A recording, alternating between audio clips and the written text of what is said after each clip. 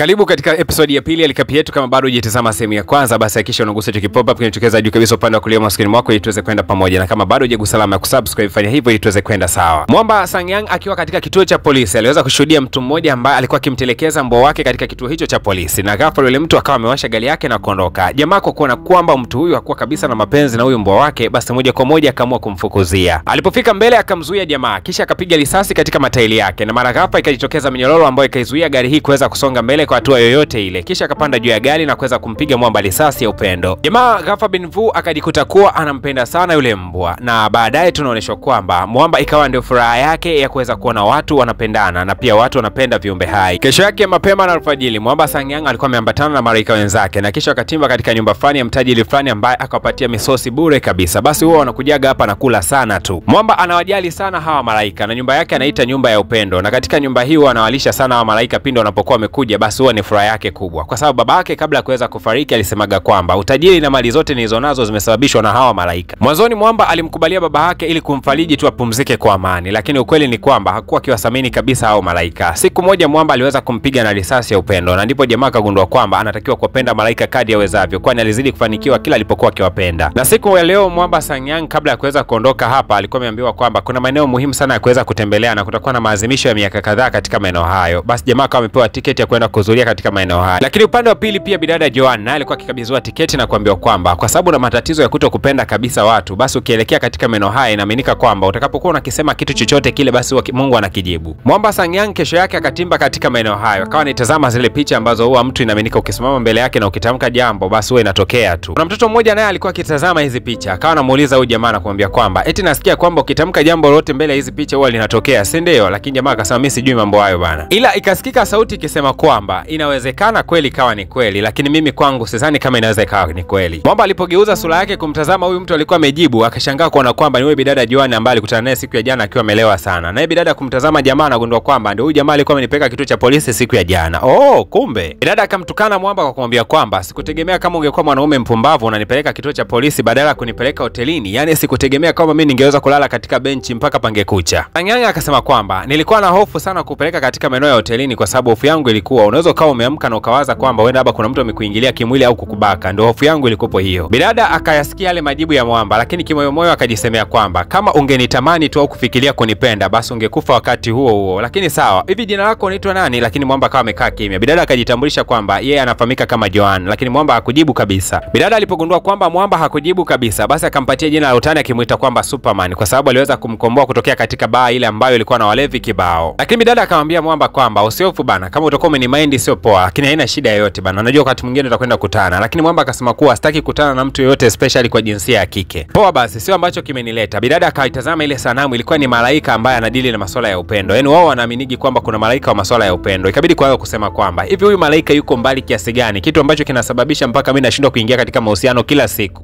Mwamba alisikitika sana kwa sababu hiyo ni kazi yake, ni kama vile mgombea analalamikiwa na wananchi. Ila wakati anamtazama bidada akawa anashangaa kuona kwamba bidada alikuwa hana mstari mwekundu ambao kila binadamu mwingine anaonekana kuwa nao. Kwa nini huyu bidada hana huo mstari? Wakati Mwamba anazidi kumwangalia huyu bidada akashtukia kwamba jamaa alikuwa akimwangalia sana. Mwisho wa siku akawa amemfuata. Kumbuka kwamba huwa anampendaga sana huyu jamaa. Akaanza kumwambia kwamba mbona unafikiri unaniangalia kwa kunitamani? Lakini jamaa akasema hapana, nilikuwa naangalia michoro ile, michoro vizuri sana. Na bidada akamwambia Mwamba, je, naonekana mrembo kama mtu katika huo mchoro au naonekanaje? Mwamba akasema sina maana hiyo. Lakini bidada akasema kwamba nina macho mpaka kisogoni, nafahamu kwamba wanaume wengi wanakuwa wananipenda sana, lakini mimi siko tayari kuingia katika mahusiano. Na nakuonya wewe kaka kwamba siku ambayo utakuja kunitamkia kwamba unanipenda basi hiyo siku utakwenda kupoteza maisha yako ama kupata ulemavu wa kudumu. Hapo akaanza kumnusa jamaa na kusema kwamba anaisikia harufu fani nzuri sana inatokea sijui kwenye nguo zako. Akazidi kumkagua Mwamba, lakini ile namna alipozidi kumsogelea Mwamba kwa ujirani zaidi akajikuta tu mapigo yake ya moyo yameanza kuongezeka. Na ghafla tu Mwamba kama amemshika kichwa chake na kumuoneshea maua ambayo alikuwa akitoa harufu, akamwambia kuwa yalikuwa anatoa harufu ni yale kule maua, sio nguo zangu.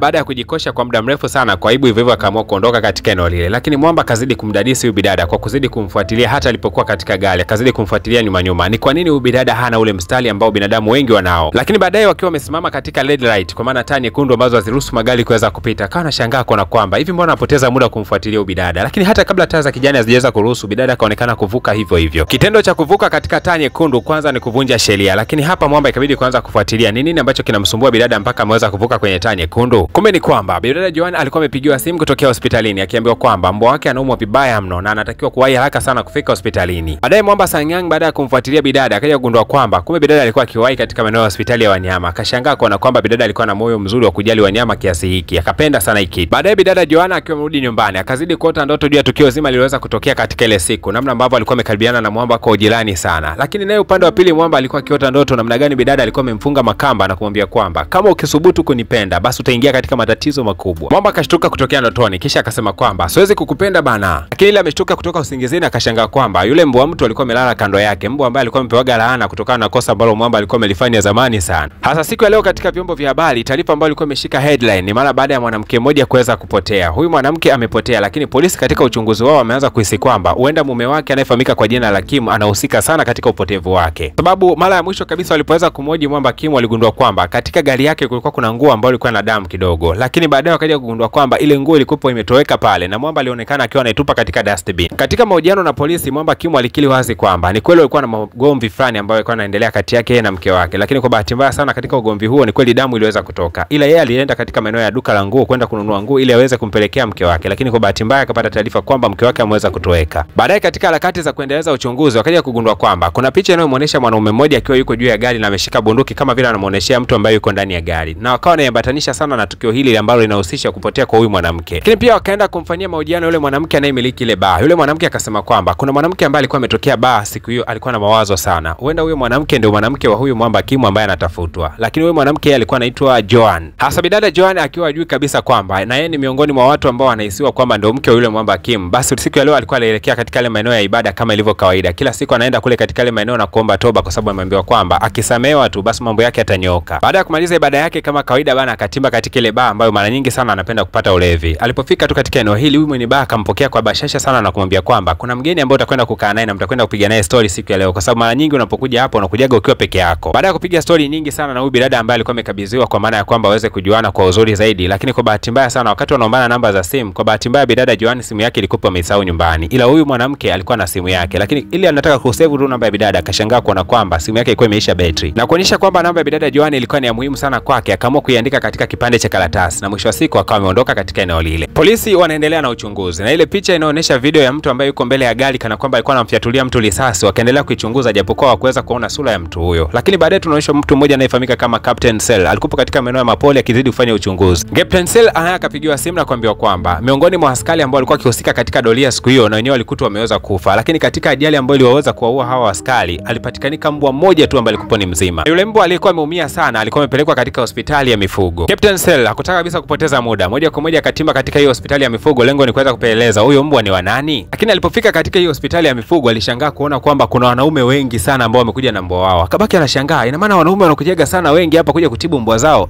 Ise wanaume ni wakalimu sana. Captain Cell akiwa aamini kabisa kwamba hiyo hospitali ni ya vidume watupu, mwisho wa siku akawa anataka kutoka nje kwa sababu haelewi kabisa mambo yanavyozidi kwenda. Ghafla tu akashangaa bidada mrembo sana akiwa anatokea katika chumba cha upasuaji. Tukuonyesha nini ambacho kiliendelea au mazungumzo gani yaliweza kufanyika, lakini tunaonyesha upande wa pili huku yule mbwa mtu akiwa anafurahi kweli kweli sababu siku ya leo ameweza kurudi katika umbile lake la kibinadamu. Kumbe huyu jamaa ana asili moja ngumu kweli kweli bana. Ni kwamba huyu jamaa ana girlfriend wake ambaye ni binadamu. Kwa anashindwaga kukutana naye kwa sababu mara nyingi sana huwa anabadilikaga kuwa mbwa. Na anapopata hisia nyingi anabadilika na kuwa mbwa. Siku ya leo alipoweza kubadilika kuwa binadamu moja kwa moja akatimba kwa girlfriend wake na akaanza kupiga naye story. Wakati tu anataka kukisi ghafla tu akabadilika na kuwa mbwa. Hii kitu ilimhuzunisha sana. Mbwa akawa anatia huruma kweli kweli, kumbe ni mtu bana. Huyu Mwamba Young Chill kila anaposhindwa kumkisi demu wake yoyote yule aliyenaye, basi anajikutaga anakumbuka sana siku ambayo Mwamba alifanya kosa naye akapewa adhabu ya kuwa mbwa. Yaani ana mind sana hiyo siku, akikumbuka tu anajikuta mpaka anapata hasira. Sasa siku ya leo hawa malaika walikuwa wameketi pamoja na wanapiga story hapa sebleni. Ghafla tu Mwamba akashangaa kuona kwamba mbona Mwamba ni kama ana huzuni sana. Ikabidi kuweza kumchukua jamaa ili ampeleke katika hospitali ya wanyama kwa sababu jamaa anaonekana ni mwenye mudi mbaya sana. Mwamba Sanyang akiwa amemshikilia huyo mbwa moja kwa moja akampeleka katika hospitali ya wanyama. Sasa ile imefika katika hospitali hii ya wanyama akashangaa kuona kwamba kuna wanaume wengi sana. Akaanza kushangaa hii hospitalini ina maana wanaume tu ndio wanaofuga mbwa katika hiyo hospitali. Wakati anazidi kushangaa akiwa hajui kabisa ni nani ambaye anahudumia ndani ya hiyo hospitali, akashangaa kwamba bidada ndio alikuwa anatoka kwa maana bidada Joan. Hii kitu ilimbaki na mshangaza. Sasa bidada kumuona tu Mwamba akajikuta ametabasamu sana kwa sababu anampendaga sana ujamaa. Lakini Mwamba Sanyang wakati anageuza macho yake alishangaa kuona kwamba Captain Cell alikuwa katika maeneo haya. Na sio kwamba alikuwa amemtambua kwamba ni afisa wa polisi, lakini akawa anamkumbuka huyu miaka 500 iliyoweza kupita nyuma, anakumbuka kwamba huyu mtu alikuwaga katika ufalme. Na si tu kwamba Captain Cell alikuwaga katika ufalme, bali pia alikuwa ndo mfalme wa ule ufalme ambao Mwamba alikuwa anatokea. Lakini Captain Cell ilipofika zamu yake ya kuweza kuonana na daktari, yeye alisema kwamba amekuja lengo ni kununua mbwa yote yule ambaye amekosa makazi. Lakini bidada akataka kumjaribisha Mwamba, kutaka kujua je ana uwezo wa kulea mbwa au hapana. Hasa Mwamba akaanza kuulizwa maswali na bidada na akasema kwamba nitakuuliza maswali mengi kidogo, ukiweza kunijibu maswali hayo yote basi nitakuruhusu wewe kuweza kumlisi mbwa yote yule na kuanza kuishi naye. Basi bidada akazidi kumuuliza Mwamba. Hasa huyu malaika Sangyang akiwa nje kabisa hapa ya hospitali alikuwa akiwatazama katika kioo, anashangaa bidada namna ambavyo alikuwa anatabasamu pindi anapoongea na huyu Captain Cell. Kajikuta tu anapata hasira na kuanza kusema kwamba hivi huyu bidada ananichukuliaje mimi? Si alisema kwamba hawezi kumpenda mtu yeyote yule. Sasa mbona anacheka cheka na huyo mkaka? Ina maana huyu anapendaga watu pia. Kujua nini ambacho kitakwenda kujili basi ni kusikubaki na mimi mpaka katika episode ya 3. Nikukumbushe tu kwamba gusa alama ya kusubscribe kama bado hujafanya hivyo, lakini pia unaweza kugusa alama ya kulike tuweze kufikisha like 100 tuweze kuendelea na tamthilia yetu. Kumbuka kwamba tunafika finali siku ya leo.